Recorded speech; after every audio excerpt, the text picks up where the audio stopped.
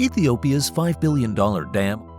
The biggest dam in Africa is in the final stages of construction. 11 years and $5 billion in the making. Ethiopians are finally able to switch on electricity produced by their own giant dam. Already controversial, Ethiopia has started generating power from its Renaissance Dam.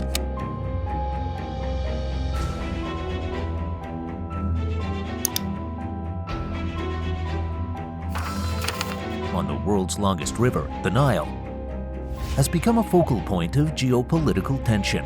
Some fear that the growing disputes surrounding the project could escalate to the unthinkable, a potential conflict, or even the dam's destruction.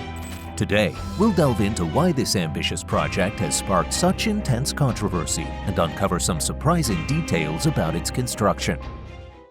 What's inside this massive dam? In 2011, the Ethiopian Electric Power Corporation, EEPCO, announced plans to construct Africa's largest dam on the Blue Nile, a tributary that supplies 85% of the Nile River's water. Originating from Lake Tana in Ethiopia, the river flows approximately 104,050 kilometers through Ethiopia and Sudan. The scale of the project is truly remarkable. The reservoir behind the dam will cover an area nearly the size of Greater London, while the dam itself will stand twice as tall as the deck of the Golden Gate Bridge. Upon completion, it is expected to generate over 5,000 megawatts of electricity, more than double Ethiopia's current power output, providing a significant boost in the fight against poverty.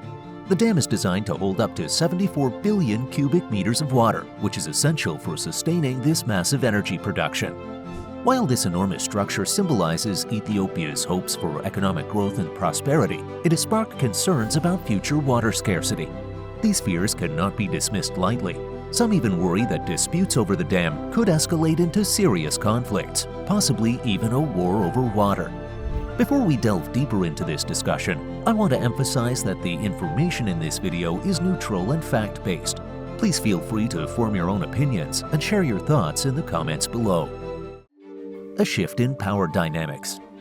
Since 2011, Ethiopia has been working to convince the world that it has the right to utilize its natural resources to eliminate poverty and improve living standards. The country argues that no one should interfere with its efforts to harness these resources. However, some view the project as a power play, a forceful grab of natural resources that others, especially Egypt and Sudan, also rely on. Approximately 95% of Egypt's population lives within a few kilometers of the Nile. The river is vital for irrigating farmland and supporting cities through an extensive canal system. A UNICEF report warns that Egypt faces an annual water shortage of about 7 billion cubic meters and could be classified as water scarce by 2025. Known as the gift of the Nile, Egypt has grown increasingly frustrated and is determined to regain control over the river. As for Sudan, it could benefit from the Grand Ethiopian Renaissance Dam, GERD, in ways Egypt cannot, such as improved flood control and potential economic growth. However, there are also risks, including significant impacts on Sudan's hydropower generation and irrigation systems. The lack of a legal framework. On November 8, 1959, Sudan and Egypt signed an agreement to share control of the Nile's water, paying little attention to the interests of other countries. As a result, Ethiopia was unable to undertake any major infrastructure projects to gain control over the river's water. However, the situation changed when Ethiopia gained the capacity to invest in the Grand Ethiopian Renaissance Dam, GERD, driven by the strong passion of its people. This enthusiasm and commitment have remained steadfast over the years, sparking ongoing discussions on social media platforms. One heartbroken user on Reddit said, "The GERD is a necessity. Egypt should have done a better job at negotiating. We own the source of the Nile. We can always redirect it or build other dams. We are not going to suffer so Egypt can live in luxury." Ethiopia's Prime Minister, Abiy Ahmed, strongly supports this project and believes that today's generation of Ethiopians will lay the foundation for a strong future. This conviction provides them with the strength and determination to advocate for their rights. However, emotions are not a factor in legal matters between countries. Egypt has consistently argued that the 1959 agreement serves as the legal framework for the allocation of water resources. Additionally, a 1929 treaty granted Egypt veto power over any large-scale projects on the Nile or its tributaries. But does this make sense? What do you think? Feel free to share your thoughts in the comments below. Ethiopia heightened global tensions by rejecting old treaties, and Meles Zenawi announced the commencement of the GERD while Egypt was grappling with political unrest. In 2015, Ethiopia, Egypt, and Sudan signed a new treaty in which they agreed to cooperation and equitable and reasonable use of water resources.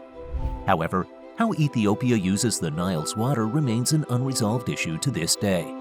This is truly disappointing. How did the governments of these three countries fail to reach any conclusions?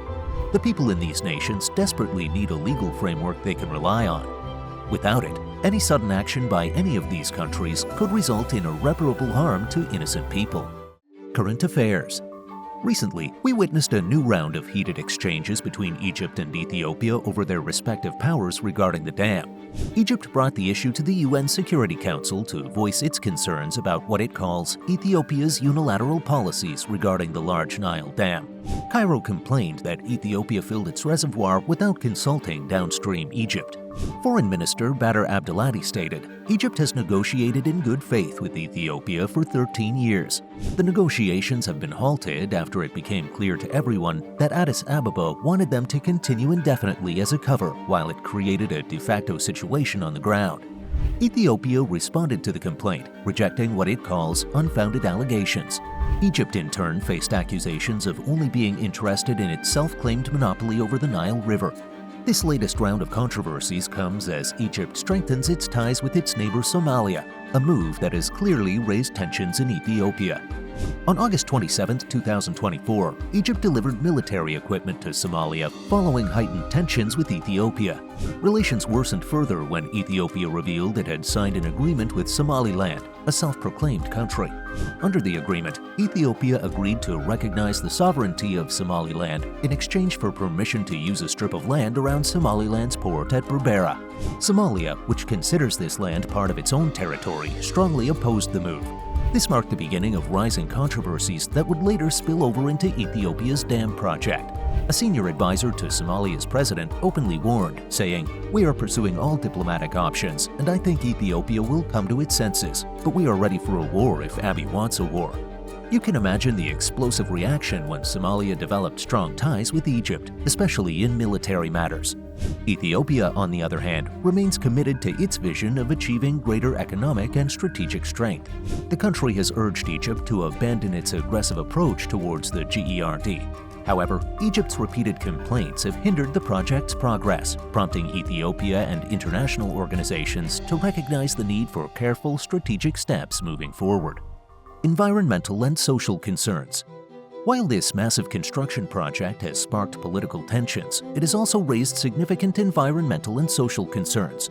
We know that when the government of any country plans to build a mega-project, it often sends chills down the spines of the residents in the affected area.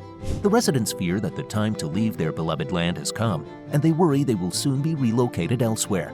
The GERD was no exception.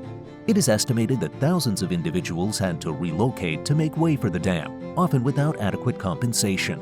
I strongly believe that these people may resent the project even more than those from rival countries, such as Egypt, but again, this isn't uncommon. In the previous video, where we discussed the largest mega-project under construction in 2024, we saw how families were affected by the progress of various projects. For example, Sally Tyson simply described the High-Speed 2 HS2 project as a blatant waste of money. People have varying viewpoints on relocation and compensation. Some may view it as a minor issue, while others consider it a serious matter. What justifies such actions is the country's poor economy. According to the World Bank, Ethiopia is one of the poorest countries on the continent, with a per capita gross national income of just $1,020. The Deputy Director of the dam's Public Mobilization Office, Zadig Abra, said, "We lean on the generousness of the rest of the world, so there is a conviction on the part of the public to change this, to regain our lost greatness, to divorce ourselves from the status quo of poverty. And the first thing that we need to do is make use of our natural resources, like water." China has also shown interest in the project over the years. In 2013, for instance, it offered Ethiopia a $1.2 billion loan to build power transmission lines connecting the GERD with nearby towns and cities. This has raised concerns among other countries, prompting the question, why is China funding this poor country for their personal project? We hope you enjoyed watching this video. Don't forget to like and subscribe to our channel, and be sure to hit the bell icon so you won't miss any updates on the construction industry.